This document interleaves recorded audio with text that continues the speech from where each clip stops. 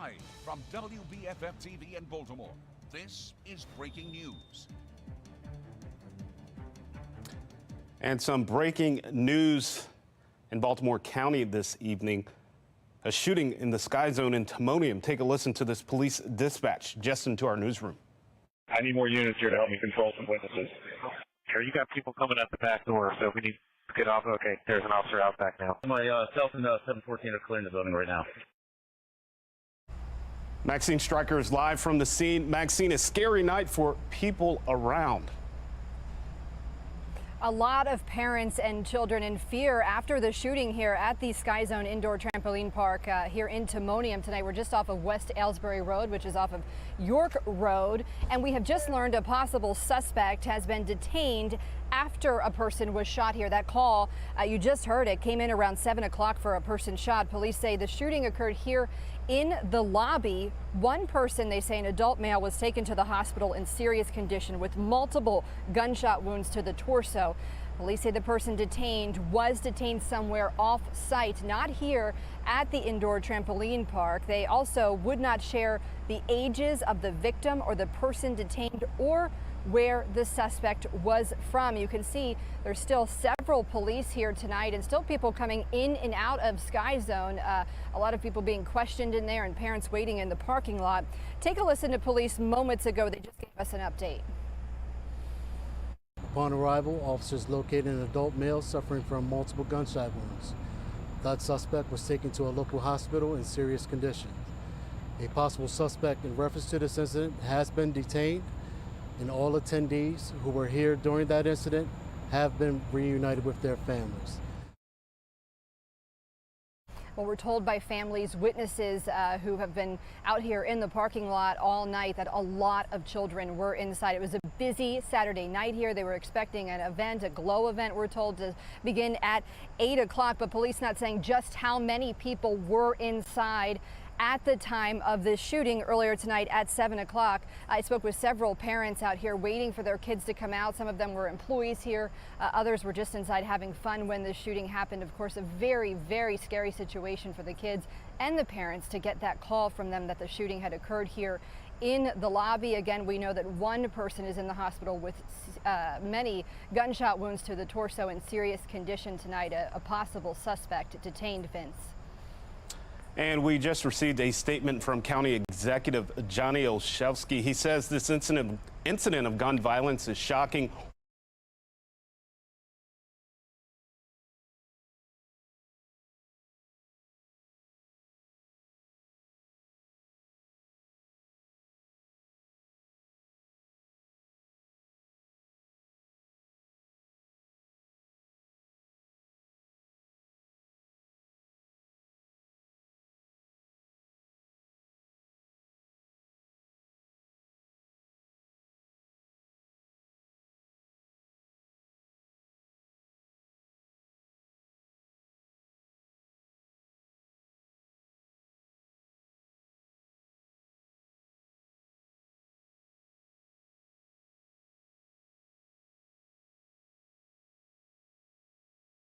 To pick him up. Police say the Hyundai Elantra they were in was stolen from Baltimore County.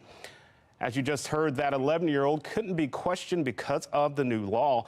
Fox 45 has heard complaints from leaders about that fallout.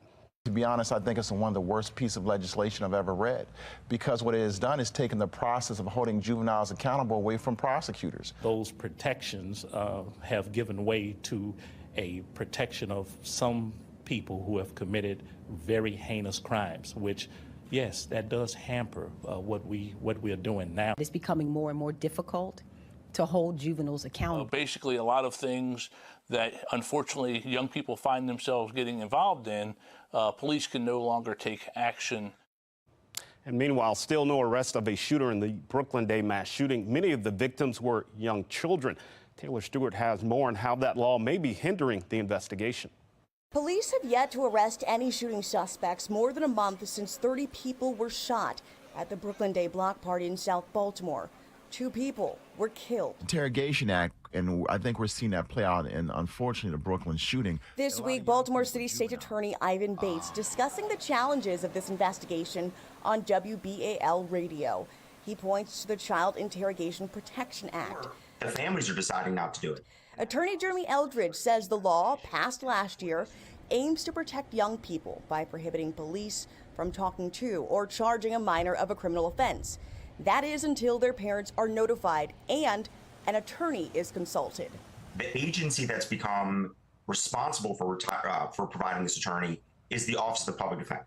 And so what's been happening and frustrating people like Ivan Bates or the Baltimore City Police Department is that in these moments where the children may be witnesses to a crime or suspects in a crime, and maybe the cops don't even know the difference at that point because where 28 people are shot and 2 dead, the cops are trying to sort out what happened. And Eldridge says that oftentimes is where the buck ends. The lawyers are then meeting with the kids and then advising them that it's not in their best interest to give a statement, or the families are deciding not to do it.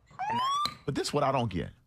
Even if the parent says, yes, we can talk to their son or daughter, a lawyer, and here lately it's the public defender is saying you can't talk to my client. Bates isn't the only city leader raising concern over the red tape created by the law. But it makes it extremely difficult when you have 30 people shot, or when you can't talk to a lot of the folks that were there. And a lot of those who were in the Brooklyn Homes community July 2nd, just after midnight, when gunfire rang out, were juveniles. Police say half of the victims were under the age of 18, but even asking the young people present what happened that night, increasingly difficult. Matter of fact, I received an email from the public defender in Baltimore City, Ms. Capizzello, reminding me what the law was. That's almost waving it in my face. Yeah. Hey, you can't do this. So that's the mentality that they've now given to the public defenders in that office here in Baltimore City. Eldridge says the Interrogation Act reinforces a culture of silence when it comes to crime in Baltimore City. As police have yet to make an arrest, he warns it's going to be an uphill fight. Until we fix the culture of stop snitching and not participating in crime, it's going to be difficult to find people accountable, right? Until witnesses feel safe to come forward. Taylor Stewart, Fox 45 News. Tomorrow marks 1 week since the body of a mother was found on a Harford County trail. What police are saying about the search for her killer.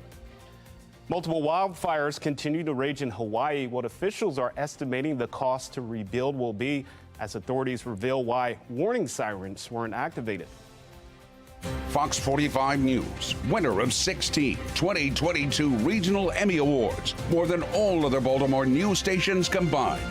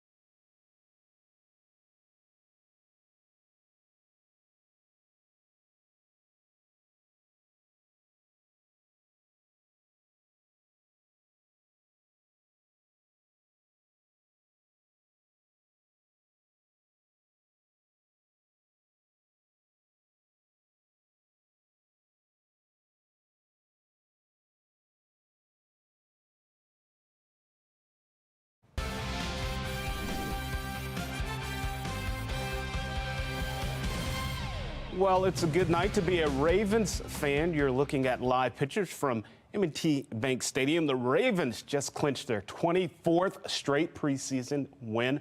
Rocco DeSangro will join us later tonight with their win over the Eagles. So take a look at this. You're looking at a Ravens fan at his very first game. Jennifer sent us this picture through Chime In. Oh, check out little Andrew. He even got a certificate to show for it. So let's go ahead and bring in meteorologist Jasmine Lomax. And Jasmine, it was a warm day for that first game, that preseason game against the Eagles. Yeah, that's right. It was another very hot day. In fact, over the harbor, we hit a high of 95 degrees. Now, the rain held off, so that's some good news. But now we are starting to see that rain start to move into the state, and we've even had a couple of tornado warnings with this line. The good news is that we're not seeing much of a severe threat for our area, but there could be some showers and possibly some areas of heavy rain overnight and even into early tomorrow morning. Coming up, I'll have a closer look at the timing of tonight's rain and when to expect our next chance for showers and storms in my Weather Authority forecast. Back to you.